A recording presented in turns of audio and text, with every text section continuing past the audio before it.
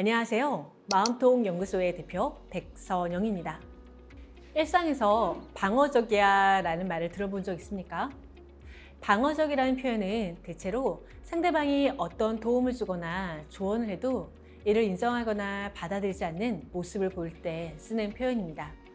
방어적이라는 말은 부정적인 비난의 의미로 들리기도 하지만 미국 심리학회 정신분석분과의 회장 낸시 맥 윌리엄스는 방어적 심리를 통해 불안, 슬픔, 수치심, 시기심 등의 정서를 피하고 자존감을 유지할 수 있다고 말을 합니다.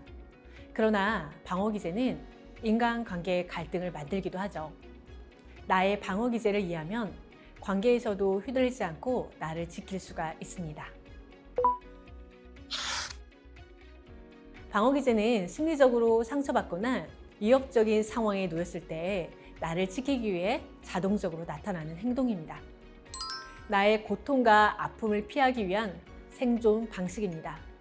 다양한 경험과 요인으로 인해 무의식적으로 만들어집니다. 무의식적으로 자신의 상처를 보호하기 위해 사용되어지기 때문에 자신의 방어 기제를 확인하는 일은 쉽진 않습니다. 그러나 감정적으로 상처받는 순간 자신의 말과 행동을 관찰해 본다면 자신의 행동을 어떤 방향으로 수정할 수 있는지 조정할 수는 있습니다. 우선 간접적으로 공격하는 수동 공격형이 있습니다. 상대가 나의 기대에 못 미치면 뒤에서 험담을 하거나 상대가 자신의 이름을 불러도 못 들은 척하거나 약속 시간에 일부러 한 2, 3분씩 늦기도 합니다. 불만이 생겼을 때 직접적으로 이야기하지 않고 간접적으로 괴롭히는 행동이 바로 수동 공격형의 방어 기제입니다. 자신의 감정이 불편하다고 부정적인 감정을 수동적으로 드러내는 태도인 거죠. 그런데 가장 흥미로운 사실은 상대방은 당신의 마음이 상했는지 눈치조차 채지 못함에 있습니다. 이러한 수동 공격적 행동은 관계를 더 악화시킬 뿐입니다. 다음은 내 마음을 풀 대상을 찾는 전치입니다. 흔히 종로에서 뺨 맞고 한강에서 눈 흘린다 속담이 있습니다. 억울하거나 속상한 일이 생겼을 때 자신의 감정을 다른 사람에게 푸는 행동 방식인 거죠. 이런 경우 대부분 덜 위협적인 상대를 골라서 화풀이를 합니다. 가령 리더에게 문책을 당했다면 집에 와서 가족들에게 화를 내는 것이죠. 화풀이를 하면 당신의 마음은 풀릴까요? 그렇지 않습니다. 애꿎은 사람에게 화풀이하면서 오히려 당신의 마음속에 죄책감, 후회, 나에 대한 실망감이 솟구칩니다. 상대에 대한 분노는 여전히 남아있는 상태인 거죠. 세 번째는 나를 먼저 돌보지 못해 나타나는 신체화 증상입니다. 감정과 정서 상태가 몸으로 표현되는 것을 신체화 증상이라고 합니다. 남들의 눈에는 깨병처럼 보일 수 있지만 마음의 문제가 몸으로 나타나는 거죠. 중요한 시험을 앞두고 복통에 시달린 경험, 사랑하는 사람과 헤어지고 알아누운 경험, 직장 동료와 갈등으로 두통에 시달리는 경험 등이 여기에 해당됩니다. 이건 내가 나를 공격하고 있는 것이죠. 세상에서 가장 소중한 나에게 모질게 공격하고 있는 것입니다. 세상에 나보다 중요한 것은 없다는 사실 잊지 말아야 합니다. 네 번째는 자존심을 지켜준다는 착각, 바로 합리화입니다. 이서구와 여우와 신포도의 이야기죠. 여우는 포도를 따먹으려고 하지만 손이 닿지 않자 이런 말을 합니다. 저 포도는 너무 쉬어서 내가 안 먹는 거야 라며 포기를 합니다.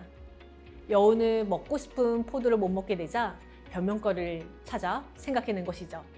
이것을 자기 합리화라고 하는데요. 스스로를 정당화하면서 자존심을 지키는 방어 기제입니다. 예를 들어서 소개팅에 나갔을 때 상대방이 나를 거절했다면 내 자존감을 유지하기 위해서 나는 이런 생각을 하죠. A, B, C 이런 이유 때문에 상대는 내 스타일이 아니었어 라면서 합리화합니다. 또는 며칠간 다이어트를 하다가 밤늦게 야식이 먹고 싶을 때 이 욕구를 참지 못하고 이렇게 말을 하죠.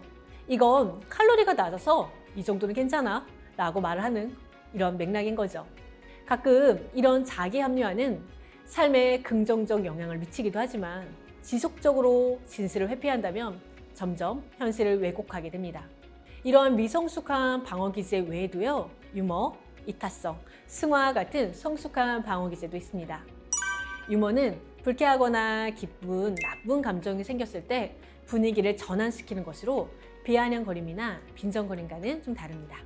이타성은 스트레스를 받았을 때 타인에게 선행을 베푸면서 즐거움을 느끼는 것으로 기부활동, 봉사활동 등 타인에게 조건 없이 베푸는 행동입니다. 승화는 자신의 부정적인 감정을 바람직한 행동으로 바꾸는 것인데요. 속상한 일이 생기면 코인 노래방에 가서 큰 소리로 노래를 부르면서 해소하는 행동입니다. 방어 기제는 무의식 중에 튀어나오므로 알아차리기가 쉽지 않죠. 그러나 내 마음이 불편할 때 내가 어떤 행동을 하는지는 확인해 볼 수 있습니다. 그러면 다음에는 어떤 행동을 할지도 스스로 결정할 수 있게 되죠. 아, 상대방 역시 무의식적으로 방어 기제를 사용하고 있구나 라고 생각한다면 상대를 이해하는 데 도움이 될 것입니다. 지금까지 심리학을 기반으로 관계 코칭과 리더십을 이야기하는 강사 백선영이었습니다. 감사합니다.